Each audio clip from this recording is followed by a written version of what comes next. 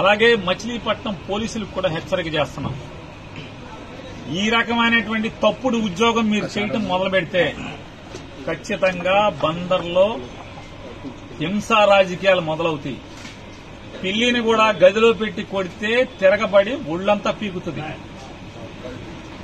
మేము శాంతి కాముకులమే అవ్వచ్చు, అయినంత మాత్రాన ఈ రకంగా ఇళ్ల మీదకి రౌడీల్ని, కిరాయి మనుషుల్ని, తాగుబోతుల్ని తాగిచ్చి పంపించే పరిస్థితి వస్తే నీకు 50 మంది ఉంటే మా దగ్గర వందల వేల సంఖ్యలో ఉంటారు. ఈ రకమైనటువంటి సంస్కృతే మీరు పెంచి పోషించి 50 మందిని తీసుకొచ్చి మీరు వెనకాలే పరిగెత్తుకొచ్చి వాళ్ళని పంపించి వెనకాలే మీరు పరిగెత్తుకొచ్చి వాళ్ళనేమి మేము కొట్టకుండా